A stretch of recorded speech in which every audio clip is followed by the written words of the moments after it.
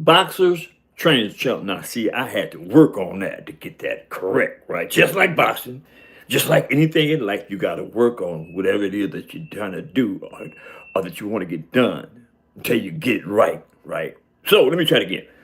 Jack Daniels at the Boxers Trainers Channel. Perfect. That is the result of putting in the work to get it perfect. Yes, perfect. That's the way it should be, right? The English should be rolling off your tongue correctly. You feel me? See, that's what we need to embrace, correctness. Moving forward, as a people, we need to embrace correctness. None of that buffoonery, because a lot of that goes on today in this world, especially so as it pertains to the Trump administration, right? I'm not going to get off into the politics today, but I want to make the point perfectly clear that we have to be correct in our thought process in everything that we do. That being said, let's do some boxing. Look, this Saturday, March 28th, 2026, Co-op Live Arena, Manchester, UK, right? We have the big boys, right? The heavyweights, right? Now look, there's a lot of divisions, but the most valued division is actually the heavyweights, right? The heavyweights are a division that, man, them cats hit hard. They really, really, really hit hard, right? And you couldn't imagine that because you have probably never been hit by a heavyweight. I have, right? Now, let me say this. When you box, you don't encounter the full impact of the punch. I don't care if it's from a heavyweight or from a lighter weight, right? You learn to be manipulative enough to get out of the way of the impact. Now, that's what great boxers do, right? See, the thing about this is, what I just stated to you, a lot of dudes don't know that. A lot of trainers don't know that, right? Certain things that I see moving forward, right, in the game, right, they're practically unknown to the boxing world. You know what I mean? I'm not, you know what I mean, basically bragging on myself. What I am basically saying is a lot of these cats in the boxing game, especially trainers, right, they don't have a damn clue. You know what I mean? It's certain things, again, I've said this before, I'm going to say it again because you got me on this point, right? Certain things that I see, right, that would dramatically change the outcome of a boxer's pedigree, right? Trainers look the other way when I say something about it. You know, and the only way that you can logically explain that away is these cats got huge egos. And the egos are so huge that you can't say nothing to them. You know what I mean? I'm not, you know what I'm saying, per se, being critical of every trainer, right? I'm specifically speaking to the trainers that don't have the inclination, right, to take constructive criticism. I'm gonna say it again. Constructive criticism. I got to the point where I am today, intellectually and as it pertains to the sport, by being receptive to constructive criticism. It was a time in my life I didn't want to hear nothing from nobody. Nobody. And I am quite sure that the majority of the world, especially as it pertains to my people, black people, right, don't have a damn clue when it comes to constructive criticism. They don't want to hear it, right? It's a nasty casing thing, you know what I'm saying, to their thought process. Who the hell he think he talking to like that? You know, in the sense that you can be just as humble as apple pie, right? But when it comes to critiquing someone, especially my people, they don't want to hear that, man. But for me, I have to go through that, the ups and downs of critiquing my people, right? Because that's my job, right? Somebody has to do the heavy lifting. And I am going to do the heavy lifting until the Creator takes me away from this planet. Right. Now, got that off my chest. Let's talk about Moses Itauma. Right? Itauma. That is Kiswahili, if I'm not mistaken. Right? The vowels are used differently than English. Right? Itauma. Moses Itauma versus Jermaine Franklin. Man, these cats is heavyweights. You know what I mean? And it's not often that we see good heavyweights. Now, here's the deal, in my opinion, right? Jermaine Franklin had a pretty outstanding record, right? Jermaine is 32 years of age. He's 6'6" with a 77.2-inch arm reach. He's a right-hander, 24 wins, 15 by knockout. He has 2 losses. Never been stopped, no draws, right? He is ranked number 10 by the WBA and number 10 by the WBO. Pretty decent numbers for a heavyweight, a 32-year-old heavyweight. Pretty decent numbers, if I say so myself, right? Now, let's talk about the youngster.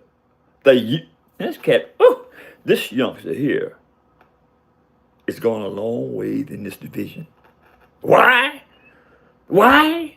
Because he believes in himself.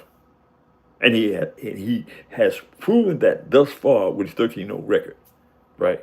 It's not a huge number factor, right? 13, right? It's not, significant, but it's 13-0.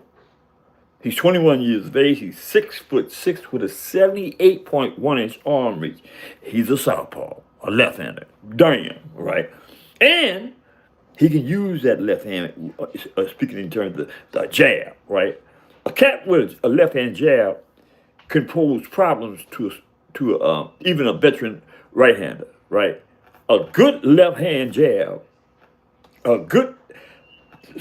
domineering left-hand jab, right, is the ultimate weapon for a left-hander, right? The jab is the ultimate weapon for anybody in the game if they can use it effectively, right? And Moses Itauma can use the left jab effectively, right?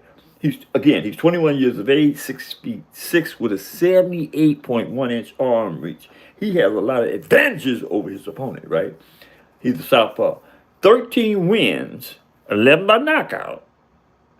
No losses, never been stopped, no draws. He's ranked number 8 by Ring Magazine, the prestigious Ring Magazine, I might add. And he's ranked number 3 by the WBC, right? Look, this bout is sanctioned by the WBA and the WBO, right? These are not real titles. One is international, WBA international, and the WBO Intercontinental Heavyweight Championship are on the line via Moses Itauma, right? This dude, right, is kind of like a young, thriving boogeyman. You know what I mean? These cats, at this age, right, that are that domineering in the ring, right? Let me say this. The heavyweight division is not the division that one would consider as having boogeyman in it, because all these cats is hitting hard as hell, right? And they ain't not supposed to be scared of nobody. But when you get to the point where you start cherry picking your opponents, even in the heavyweight division, right, you gotta attach that particular individual to something that reference boogeyman. And I am here to say that I believe that Moses Itauma shows glimpses of what it takes to be a boogeyman, right? He hasn't been labeled that yet, but let's wait and see. Let's wait and see if Itauma becomes the boogeyman. Damn. Why do you say that? Because I think that he's that good. I think that in boxing today, people, like heavyweight or otherwise, right, run from good talent. You know what I mean? And this is the era. This is the boxing era that we live in today. right? Again, I've said this a thousand times, I believe, right? Back in the day, we didn't run for nobody, right? Back in the days of the Four Kings, the Sugar Ray Leonard, Thomas Hearn, uh, Roberto Duran, um, Marlon Starling, right? These cats were separate fights from each other. It was like on a daily basis, right? It wasn't no thing about, well, I ain't fighting him because he whooped so and so and so and so.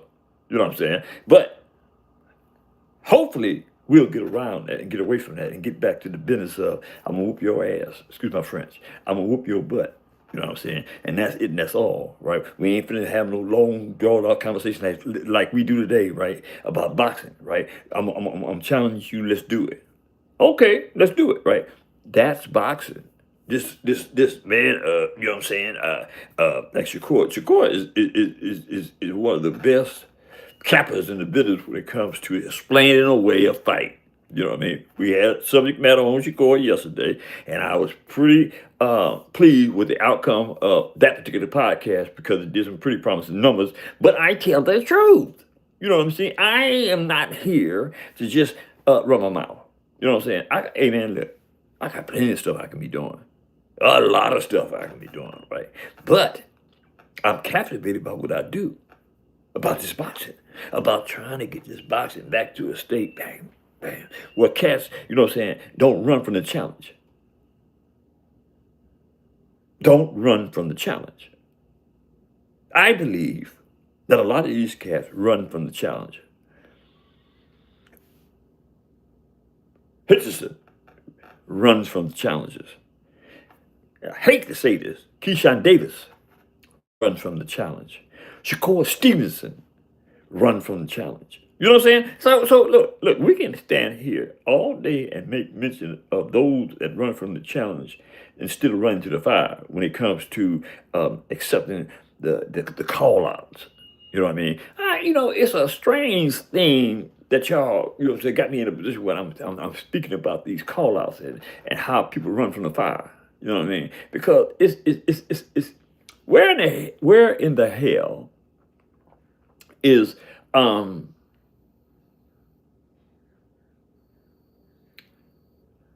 De Los Santos? Where is De Los Santos? You know what I mean? It appears to me that he fell off the map. He hasn't had a fight in what? At least a year. Why is that? This was an up and coming star, right? But you know what I'm saying? After that fight with Shakur Stevenson, he couldn't really get a fight. He fought Venezuela and beat Venezuela, right? But he had two losses, and one of the losses was to William Foster III. We don't have that much information on him because he had three losses. I just, you know what I'm saying, came across that the other day, right? He had three losses. But this dude can box. Man, look, what I'm saying to y'all today is this. It's a lot of these dudes out there can really, really, really box. Or the type that should be considered as the boogeyman, right? Because Shakur and them know these dudes. You know what I mean? But they don't want to talk about these cats and the challenges they pose to them, or how they may have been called out by these cats, right? We know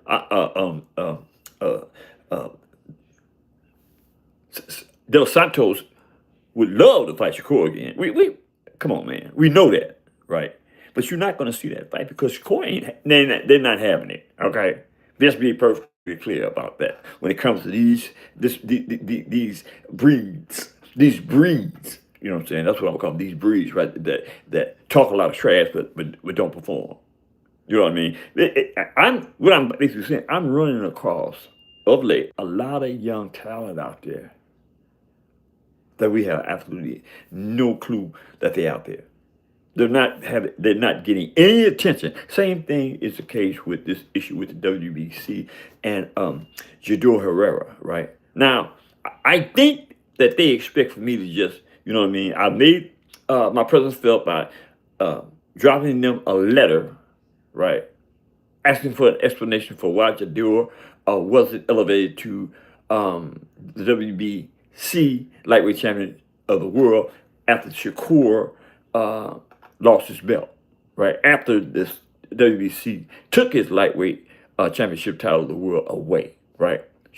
Jador should Jador Herrera was supposed to be elevated because he was the interim WBC champion. Now, I'm just, what I'm saying, giving you the general dynamics of the way that I feel, the way boxing is being dictated to by those in charge. And in this case, we're talking about the WBC. Now, they expect for me to just go away. You know what I mean? I don't have that many numbers, right? I'm quite sure they've looked at the numbers to see, like, well, I mean, who listens to him, right? And it's true to a certain degree, and that's on y'all, right? But I am not going to surrender what I believe is the right thing to do because my numbers aren't where they're supposed to be at, right? I'm going to keep on pushing this line, and I'm going to get some answers from the WBC if I had to go to Mexico and getting the president, Mauricio Suleiman's face and demand some explanations because this is the type of stuff that makes boxing corrupt. Nobody has said, I even went so far as to send a text message to Frank Warren, whom is Jador Herrera's promoter, right? Promoters, managers, they always have a close relationship, right? I haven't got a response from Frank Warren. I'm gonna try again today, but I just want the world to know that I am not the type that give up. Right? Same thing when I was boxing. I ain't doing that one. Right? I'm gonna get some explanation for Jador Herrera because somebody has to do the dirty work. But let's get back to this fight and let's shout out to the chat. Let's keep on promoting boxing the way that is best. That is in the best interest of the fighters, right? Yeah, I mean, it's a lot of stuff that I can think about doing for boxing, but I'm just not in the position to do it. But I think that boxing is one of the best sports in the world, and I think that boxers should be treated with more respect. With more respect. And Lorraine P5E agrees. Shout out to Lorraine P5E. Thanks for the support, sister, I believe. But look, moving forward. Okay, thank you. Moving forward, right? This Saturday, we ought to get some tickets or whatever it is they do. I think it's pay-per-view, right? I will be ready for this fight. And in fact, this is a heavyweight fight. I haven't did a heavyweight fight in a long time. And I might just do a heavyweight fight this.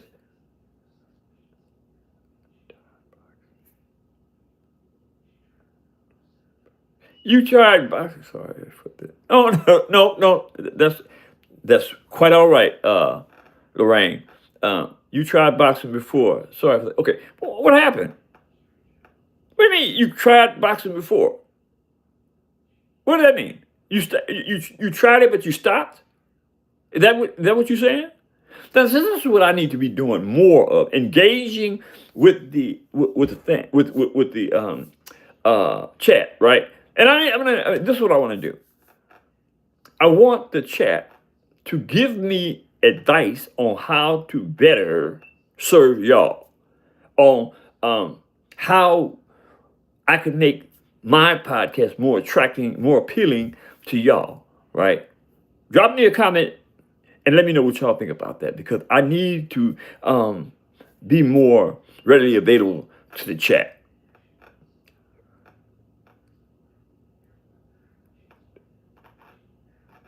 Well, Lorraine, I'm going to tell you something, sweetie.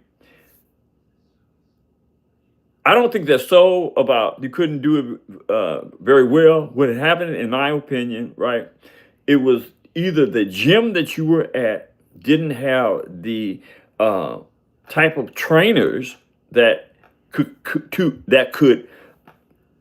compel you just to hang in there and get better. You can get better. You could have did this. I'm telling you.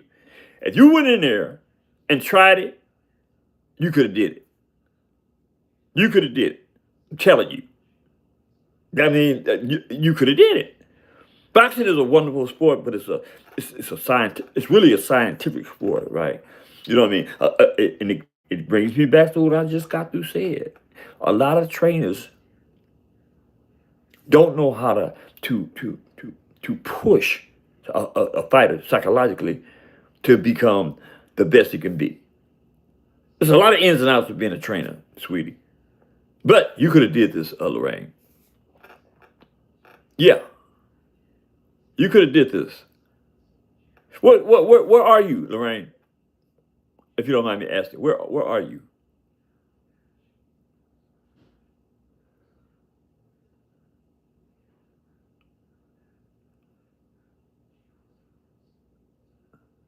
Lorraine? Are you there, Lorraine? Are you there? Okay, but I would like to know where Lorraine is and see if we can do something about. Oh, you're in the U.S.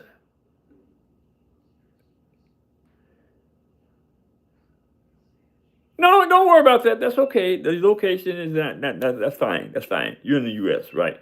Oh, okay. But what I was about to suggest was, right, like wherever you at, there should be somebody capable of giving you some advice that would compel you to try it again. I think you should try it again, right? Try it again. Take your time. Go slow. You know what I'm saying? Work on the basics, the jab, just the jab. You don't have to be lightning fast or none of that, right? That comes in time. You know what I mean? Just go in the jab, hit the bag, and throw your little hand out there, your little jab out there, right? Until you get some thrust behind it.